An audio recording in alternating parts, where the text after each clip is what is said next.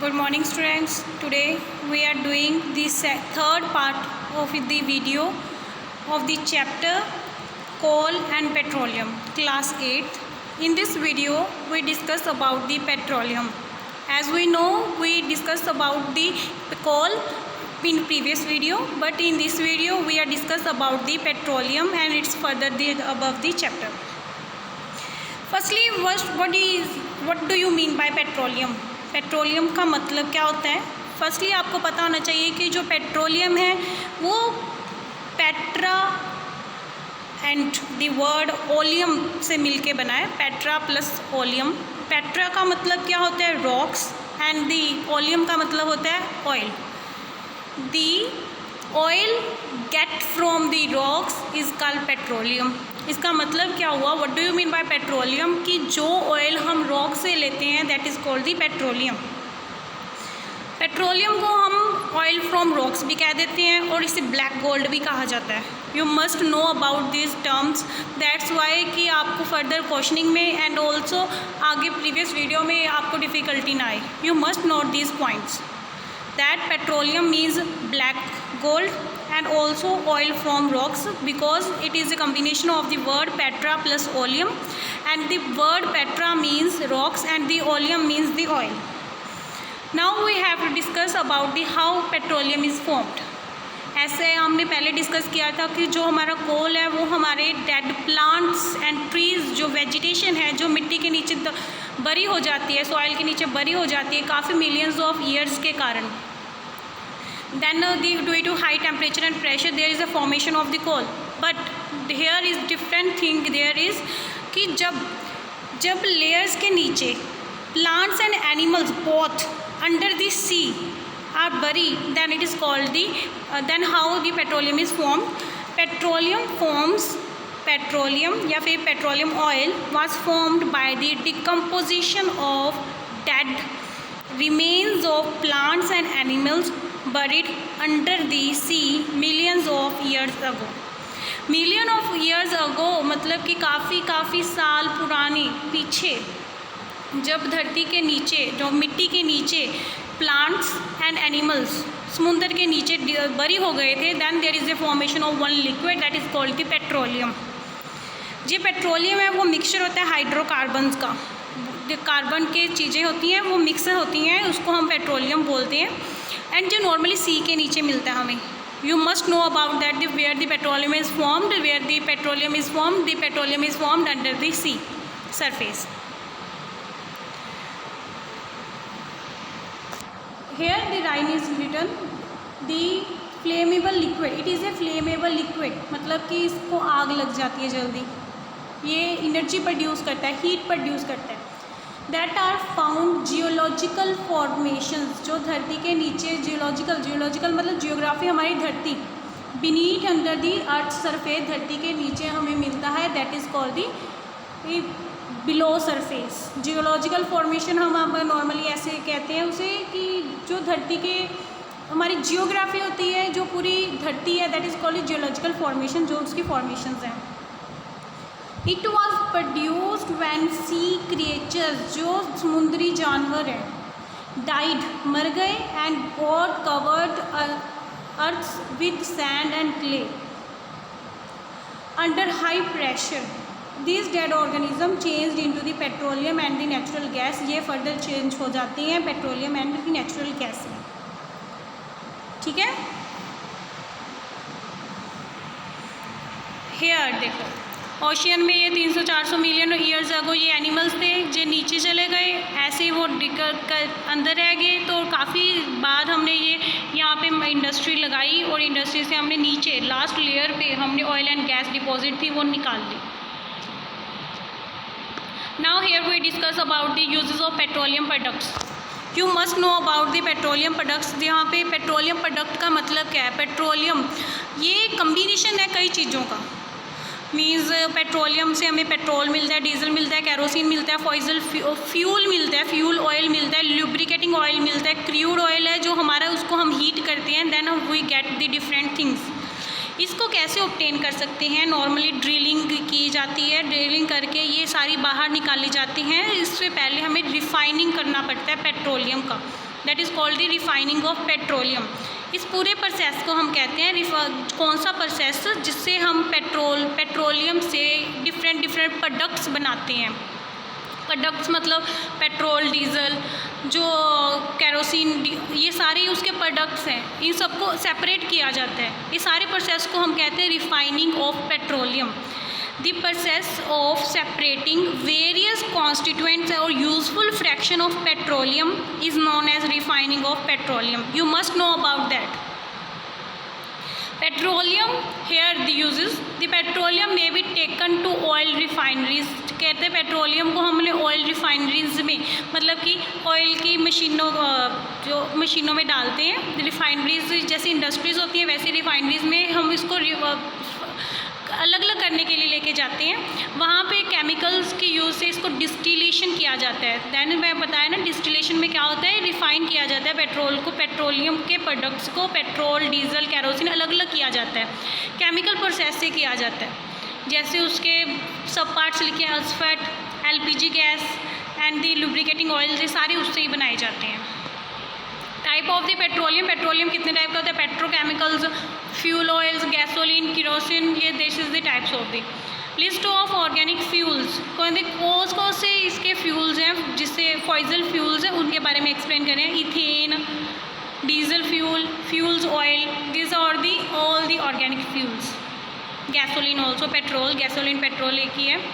And the organic fuels, fossil fuels और भी हमारे जेट फ्यूल, जेट प्लेन्स वगैरह में यूज़ होता है। केरोसिन हो गया, LPG होगी, लुब्रिकेंट्स हो गए, जो हमारे ऑयल, ग्रीस हम यूज़ करते हैं, that is also formed from the petroleum. और क्या है इसकी एग्जांपल्स, वैक्स, सल्फर, बुल्टार, सल्फट, इसमें भी ये काम आता है बनाने में। और क्या है इसके, पैराफिन वैक्स, जो आप मोमबत्ती देखते हो, कैंडल है, जो किसकी बनी हुई है, पैराफिन वैक्स की बनी हुई है। ये भी इसके यूज़ है पेट्रोलियम के, मतलब पेट्रोलियम का ही बाई प्रोडक्ट है वो।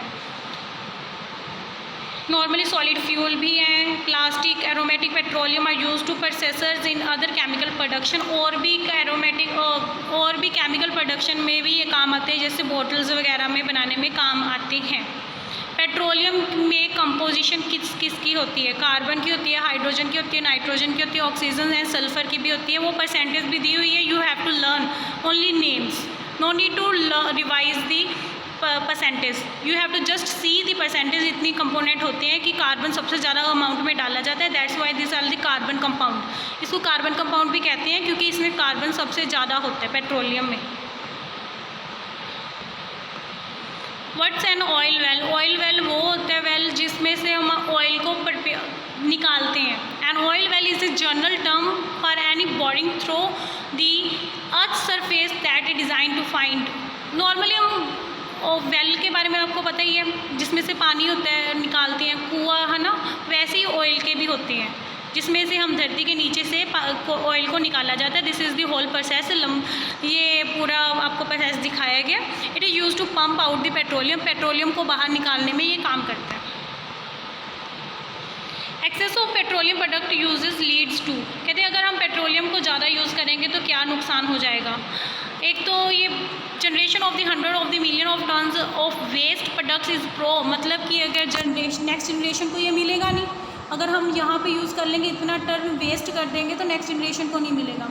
एसिड रेन जो हो रही है आजकल, वो भी इसी के कारण हो रही है। Influence with ground and the water table, कहते हैं इफ़ेक्ट करता है ग्राउंड वाटर को भी एंड वाटर टेबल्स को भी, जो नीचे जो अंडरग्राउंड वाटर आता है हमारा, वो भी उसको इफ़ेक्ट करता है। Contamination of land and waterways, destruction of home from the fly ash spills, कहते हैं ये पानी के साथ मिक्स भी हो जाता है, अगर ये फैल जाए, गिर जाए तो उसको भी ख़राब करता है पानी को और पानी के नीचे रहने वाले जानवरों को।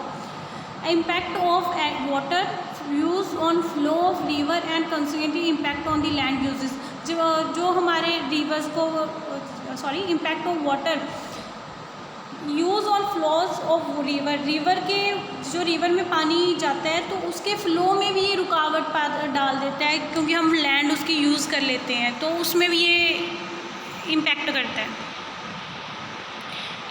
Access of petroleum products use to lead, ये फर्दर उसकी and use excess of petroleum product use disadvantage है उसकी, जो हमारे ये पेट्रोलियम निकालने के प्रोसेस है, कहते हैं उनके बारे में लिखा हुआ है, you have to read it.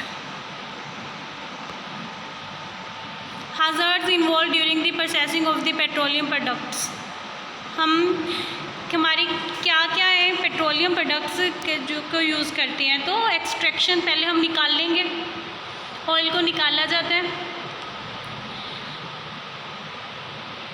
You have to just read about this, this is the little information about this, no need to learn, just read about this. There are the oil spills, oil spills में जो हमारी जो provide मिलता है वो crude oil मिलता है, उसको हम रिफाइन करके फ्यूल्स बनाते हैं, उसको टैंकर में भरा जाता है। शिप अगर एक्सीडेंट हो गया उसका शिप का, तो वो क्या है, वो हमारी ओशन के ऊपर या रिवर के ऊपर फैल जाएगा, जिसके कारण उसके अंडर के सी एनिमल्स होते हैं उनको डिस्ट्रॉय कर देते हैं, मतलब कि उनको वो मर जाते हैं। तो ये भी एक डिसएडवांटेज है, हैज़र्ड्स हैं, मतलब कि उसके डिसएडवांटेज हैं। जो उसकी शिपिंग होती है पेट्रोलियम की, तो वो नुकसान करती है हमें। स्पिल्ड मतलब फैल जाना, ड्यूरिंग एक्सीडेंट, कभी कभी एक्सीडेंट से वो फैल जाता है, उसके बारे में लिखा हुआ है जस्ट।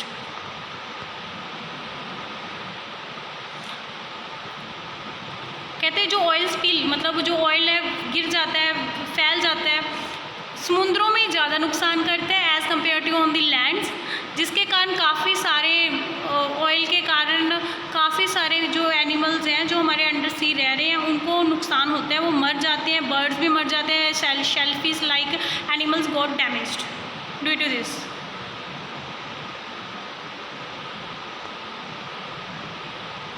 हमें इस चीज़ को रोकना चाहिए। Control of the oil spill is difficult कहते हैं, पर फिर भी हमसे रुकता नहीं है, क्योंकि ड्यूरिंग ट्रांसपोर्टिंग मतलब इधर से उधर लेके जाते वक्त ये पक्का कभी कभी हो जाता है, जिसके कारण ये हमारी ऑयल स्पिल हो जाती है और एनिमल्स को ये डेंजरस हो जाता है, वाटर भी हमारा पोल्यूट हो जाता है। तो we have to must take care about this. इसका हम कंक्लूड क्या निकालते हैं, coal and petroleum non renewable sources है, जो हमें पहले डिस्कस कर चुके हैं। We should decrease the intake of these resources, कहते हैं इनकी वरतों, इनका यूज़ हमें कम से कम करना चाहिए। There is a need to bring cheap less expensive technology for the production of energy to meet our energy demands today. कहते हैं हमें सस्ती से सस्ती एनर्जी यूज़ करनी चाहिए, टेक्नोलॉजी बनानी चाहिए, ताकि हम एनर्जी को यूज़ कर सकें आज की डिमांड को देखते हुए। Also there is a need to make the petroleum products is more efficiently, ताकि हम पेट्रोलियम प्रोडक्ट्स को भी यूज़ कर सकें।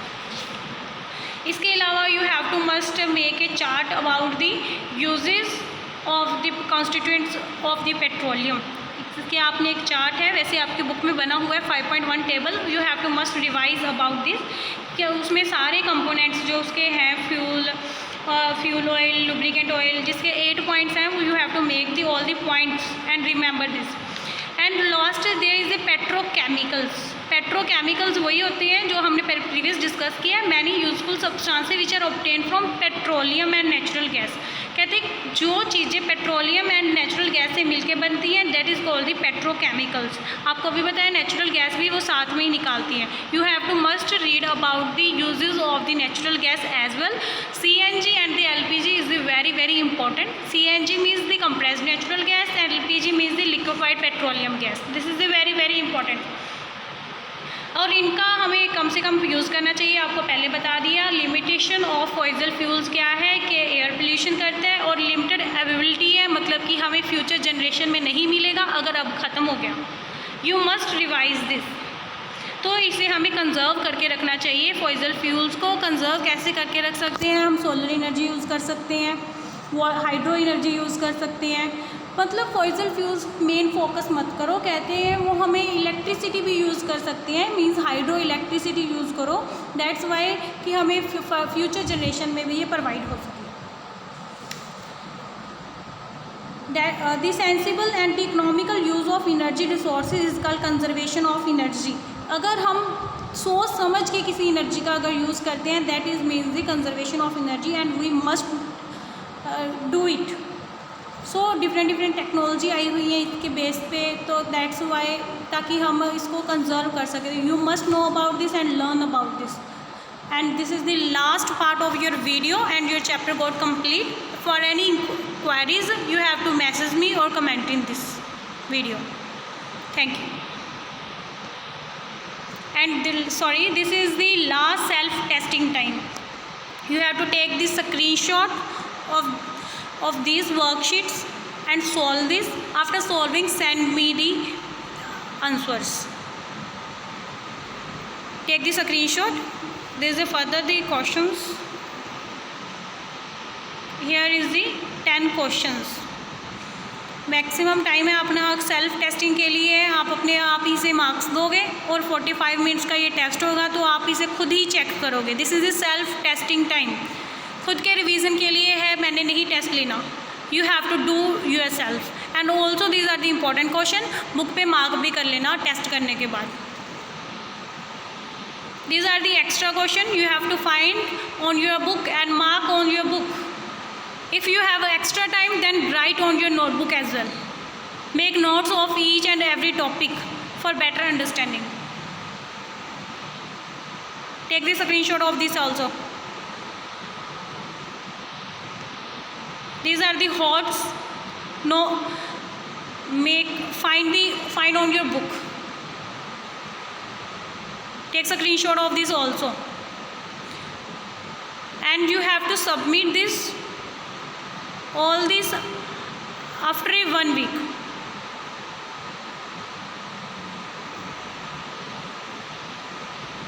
Thank you.